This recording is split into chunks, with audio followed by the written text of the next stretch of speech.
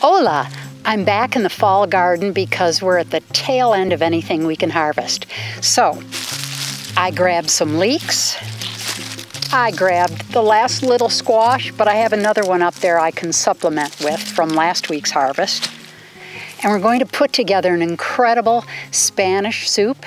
Traditionally, it's not blended, but we're going to put ours in the blender and make it a little bit smooth. And it's going to be such an amazing combination with potatoes from our garden, and we'll be good to go. So let's get started. Quick stop in the kitchen herb garden, and that finishes off our ingredient list. And as much as I love the rosy red color of these skins, they're coming off. Have you ever seen such beautiful potatoes? I have to say, I never imagined they'd be my favorite vegetable to grow, but there they are, perfect and ready for the soup. And finish them off by cutting big fat chunks. I didn't have a ton of leeks left in the garden, but I pulled what I could, so they're all different sizes. It doesn't really matter because they're so tiny. I checked these before to make sure there's no dirt in them, and now I'm just going to go ahead and chop them up. A little bit of green is always nice to add.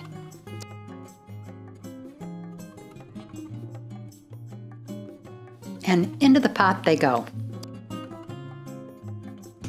It's time to get that thick outer layer of the skin on the squash off and just chunk it up like the potatoes.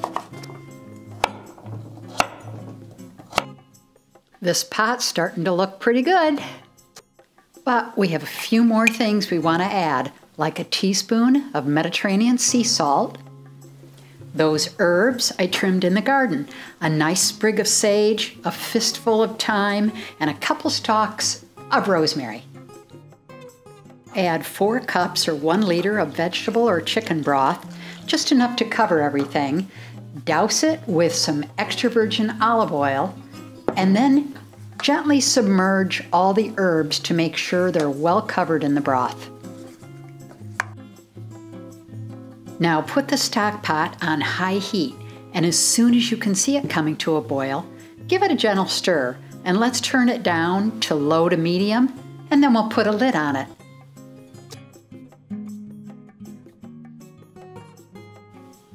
It's been about 20 minutes, so I just want to check the vegetables to see if everything's done. Wow, perfect. Now let's check a potato too. Perfect, we're all done. The next simple part is removing the herbs because they've done their job. They've given this soup some real flavor. And I think we have everything. That looks good. Now we'll let it cool just a little bit, and then we'll get the blender ready to go. We're going to start by adding the potatoes and the squash, and you don't have to add them all at once because it'll be a little bit easier to blend a little at a time. And I'm only going to add a little bit of stock at the beginning. So now that we have some of the soup in there, I'm going to put the lid on and let it go.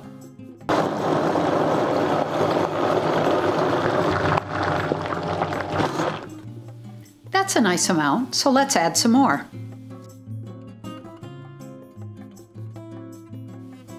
I try to make sure I don't add too much broth all at once in case it makes it too thin. So I just add a little bit at a time. And if I end up with extra, I can always save it for another vegetable dish later.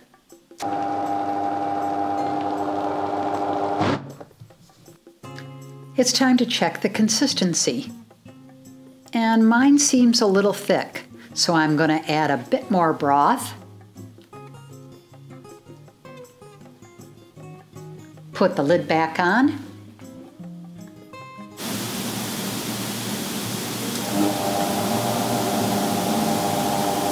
Give it a whirl. Okay, that looks better. The consistency looks just right, so we'll give it a taste test and we're all done. I know there's a rule of thumb about not adding a garnish you don't expect somebody to eat, but I love to remind our guests of exactly what's in this soup. If you want another idea for garnishing soups like this, Click on this playlist and learn how to make my favorite crispy, crunchy fried lentils.